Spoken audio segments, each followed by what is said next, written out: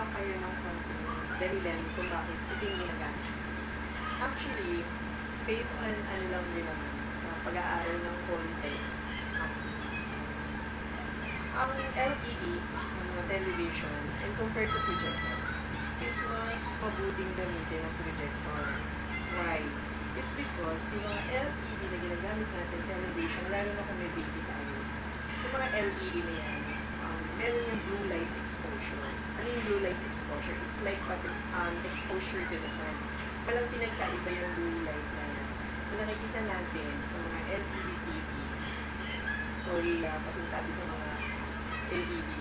Pero based on my own opinion, based on my own, kumbaga parang nag-share lang ako why kami nag-decide na projector ng gamitin. It's because for ourselves. And sinishare ko lang sa inyo. Kasi may nagtatanong lang din. But of course, we have reasons kung bakit. Ayun na nga. So balik tayo dun sa ang LED kasi is meron siyang blue light. It's like an exposure to the sun. Parang kapag tumingin kasi isang LED screen, parang kang tumingin ng direkta doon sa araw. Hindi ko lang alam kung anong degree ng yung exposure na yun, yung nai-emit natin dun sa sunlight. Just like an LED televisions, which is sa mga projector, of course, we all know, it's just a screen. Which is, ang mga projector is, it's just a screen, it's just, ano ba tawag yun? Reflection. Kumbaga parang, ang nakahiwalay yung projector, at yung screen, at yung projector, yung pinaka-reflection lang niya, nakapuntok. Doon lang siya nagkakaroon ng, tawag doon, ng parang doon ka makakapanood kapag gano'n. So, ayun lang din. Kasi si Raven and ako, and si Janine, malalabo na yung mata namin. Si Raven, nung baby siya, is na-detect na may possibility na lumabot yung mata. That's why we care a lot for her eyes. Para maagapan ba na hindi manggaya sa atin. Kasi kami talagang likas sa malalabo. So, inaano lang natin. Minimize naman. So, lalo na ang mga bata, kadalasan yan, naglalaro na noon, ang lalapit natin na noon, lalo na mga TV, diba? Tapos papatayin mo kayo nila. So, yung exposure. Kaya minsan, kapag sobrang lapit natin sa pinag-noon natin, so masakit yung mata natin, natutuyo, ganyan. Ako kasi, experience ko kasi dyan, lalo na nakakontacts ko, kasi nalabi lang ako, may grado yung contacts ko. Kapag sobra, namumula yung mata ko. So, that's why, may bad effect talaga yung mga blue light na nakukuha natin sa mga LED compare to projector na hindi natin nakikita. Like may projector, ito yung projector ko, nakataas siya, so kahit tignan niya ng bata hindi niya makikita kasi nakatutok siya dito, mataas siya kahit 6 feet per milli, ito siya, ayan siya, so dyan namin siya nilagay dito nakatutok.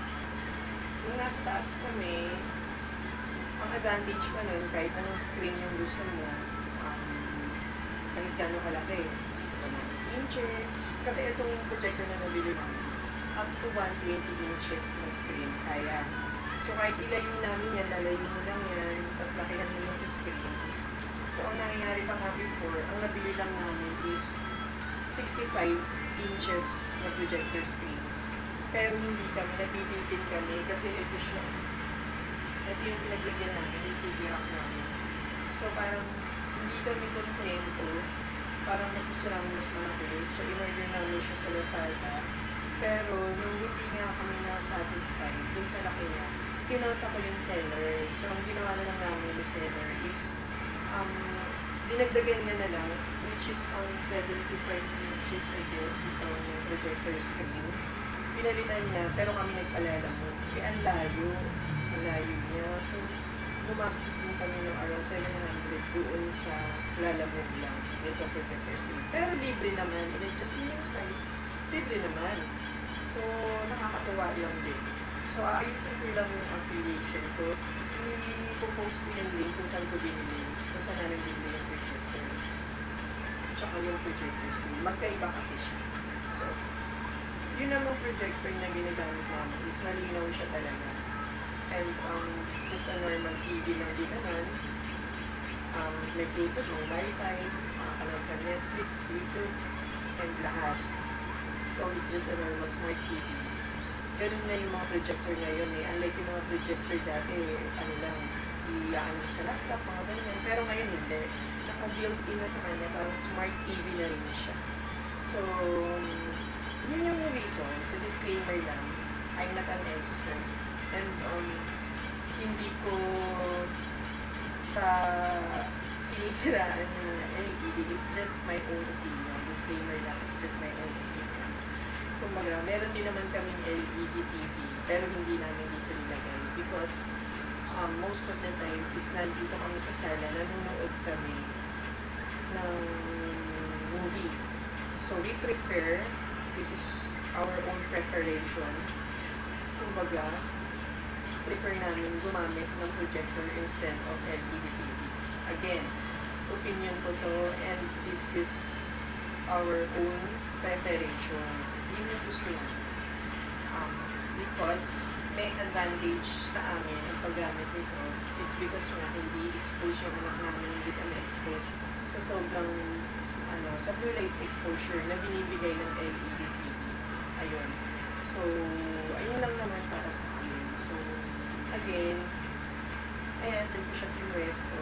So, yan din yung ginagamit namin, movie, o kahit anong pinapanood, teleserye, YouTube, Netflix, andyan na siya. O yun na. And ang linaw niya is malinaw. Ayan, bukas yung ilaw ko, pero malinaw siya. Ayan, kompleto din naman.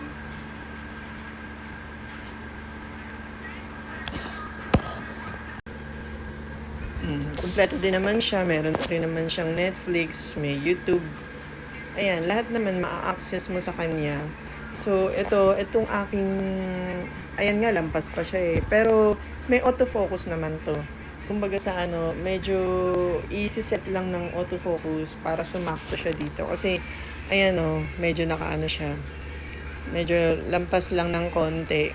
Pero, autofocus mo lang naman yan, aayos. So, ayun lang. Nilagay ko siya dito. For me, para sa akin, mas very, sa akin to. Mas gusto ko, hindi masakit sa mata. Ayun lang. Tapos, pinwesto ko naman yung projector dito. So, ayan siya. Ayan. Nakatutok siya dito. Nilagay ko siya dyan. Kahit 6-footer, hindi mauuntog. Dito ko siya. Yung layo niya is sapat lang para sa 75 inches na projector screen.